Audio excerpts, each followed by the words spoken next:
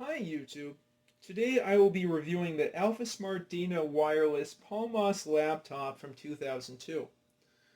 I bought this for, I think it was $25 total on eBay, when I don't remember. It included not only the machine but a ton of accessories in this nice padded case. Let's open it up now and take a look at everything that's included.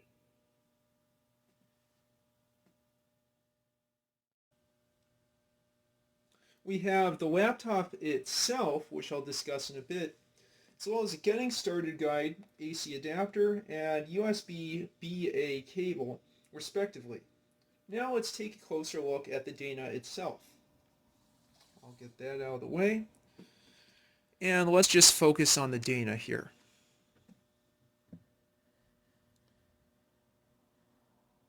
The AlphaSmart Dana Wireless has a 33 MHz Motorola Dragon Ball VZ processor, also known as a 68VZ328.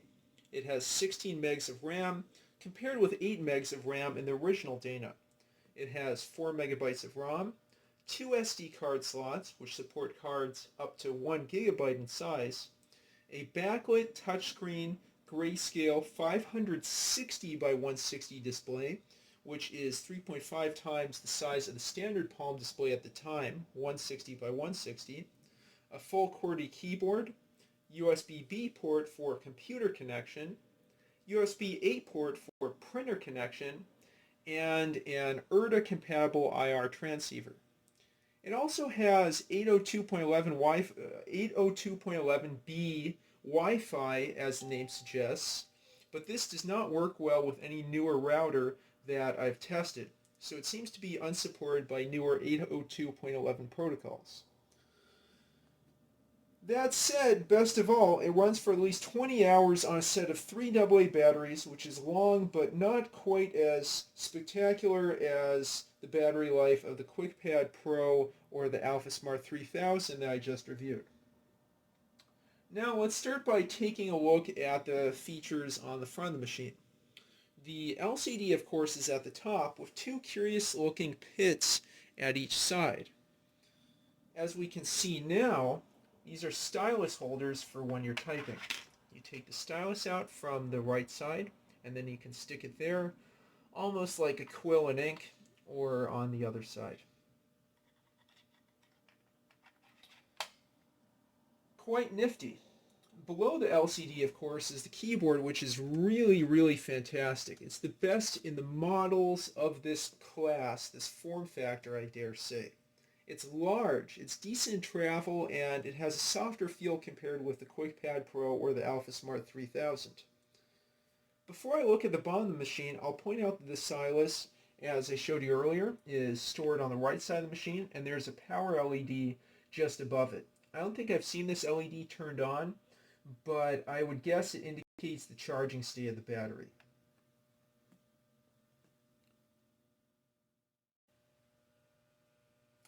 Now, let's take a look at the bottom of the machine. At the top here is a recessed reset button, followed by the battery door and a sticker with a quick guide for the machine. Now let's open up the battery cover with a small screwdriver. I guess this is either probably a size 0 Phillips head. Okay.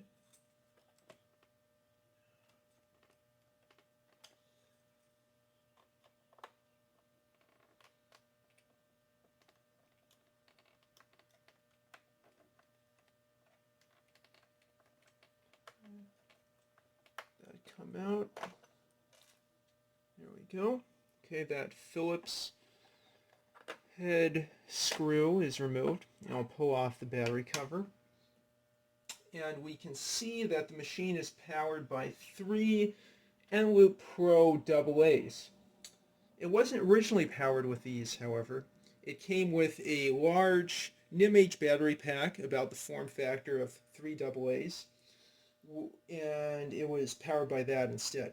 Now there's something called a Vance Fry battery hack that you can do that lets you charge the batteries in the with the regular battery contacts as opposed to the battery pack. Basically, you cross the wires of the rechargeable battery pack connector with those of the standard AA connectors. Otherwise, you can't charge the AA's that you put in this. Even without that, you could take these AA's out and then recharge them and get another 20, 30 hours of battery life. But that's one simple hack you can do so you can take advantage of the built-in NIMH charging capacity.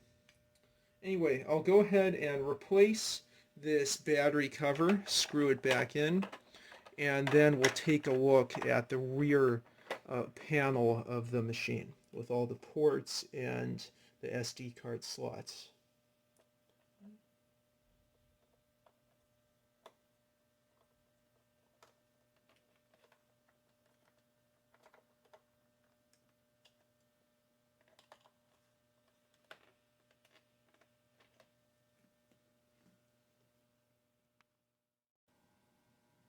We are now looking at the rear panel.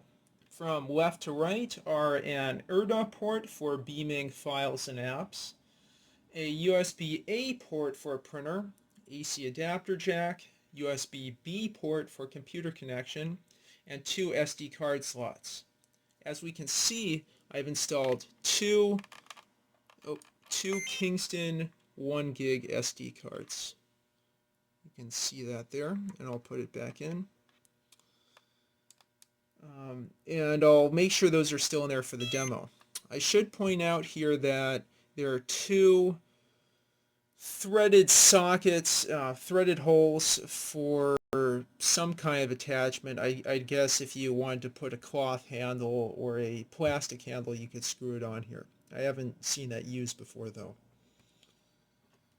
Now that those SD cards are back in, I'll go back to the front of the machine and we can do a quick Dana Wireless PAL-MOS demo. The Dana Wireless runs PAL-MOS 4.1.2 and includes the standard Palm PIM apps plus the word processor AlphaWord. It also has a backlight I mentioned, and to use the backlight you hold the on switch, and you can see that's a standard green backlight, not the inverted one you might see on, say, the Palm 3X. I'll turn that off. That word processor I mentioned, AlphaWord, is different from MemoPad. It can use user-selected fonts rather than just the PAL-MOS fonts. I'll go ahead and open AlphaWord, and I have a test file. I can go to the menu, and you can see that there's various fonts. Yeah, different font sizes and types. Yeah, you can do Times New Roman and so on. I think plain is... No, I think plain's actually different from the PAL-MOS fonts. Cancel. Let me go Command F. Command F. Oh, oops, cancel. Menu again, format, Command K, not Command F. And let's try doing something in Courier. Okay.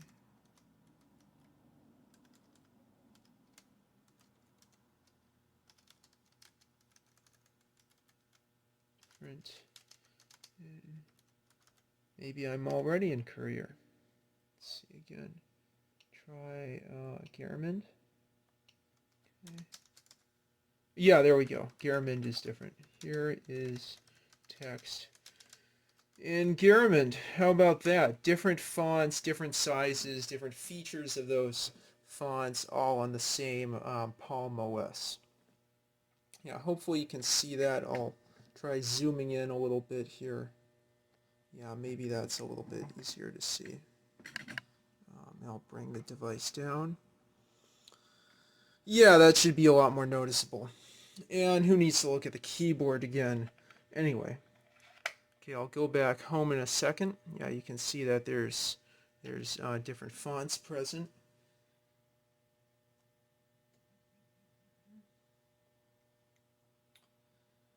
And so that's a nice feature of AlphaWord.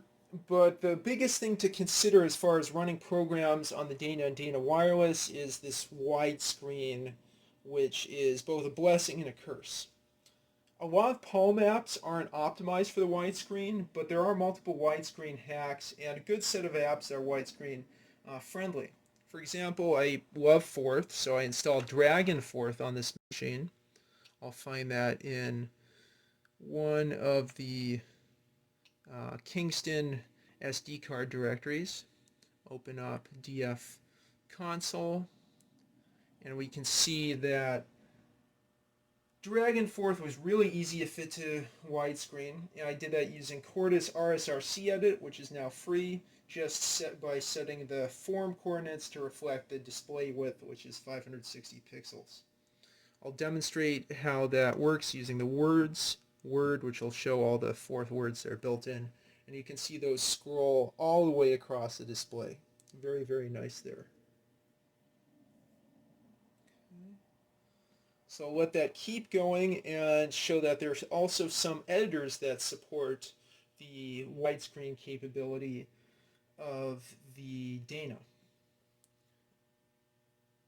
Okay, maybe I can press escape.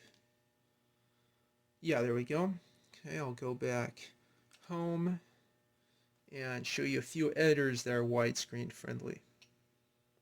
Okay, other Kingston drive. Syed, a popular editor, was adjusted to work in widescreen by Reg Tiangha, as we can see here. The menu is also widescreen friendly. Yeah, in 2016, Reg Tiangha converted Syed into Syed Dana that handles the widescreen features. And there's also another editor called Card Text that works nicely. I think Syed and Card Text have file formats more friendly for VFS and thus the SD card. Okay, here's Card Text, and that also works really nicely in the widescreen. That said, a lot of apps don't handle the widescreen too well. For that, I'll go back and show you the iRogue app. It's a Rogue port for Palmas. Get rid of that floating eye. And again, so in apps that aren't widescreen supporting, you'll see the Dana logo here and then graffiti space plus the four icons that are normally adjacent to it. But anyway, even though it's not widescreen, otherwise it works pretty nicely. So that's one disappointment with this. Another one is that you can't use this as a serial terminal the way you can many, many Palms. I tried plugging it in via USB, and I hope to see this as dev TTY USB 0 in Linux, but that doesn't happen. It seems the Dana is recognized as a USB human interface device instead, so you can use it to send text straight into a PC text editor program, as I show with AlphaSmart 3000, by pressing the text key. That being said, I guess you could still use it as a terminal with the proper Wi-Fi connection. And with that, I conclude my review of the AlphaSmart Dana Wireless. I hope you enjoyed this video. Please like, subscribe, and comment down below, and thank you all for watching.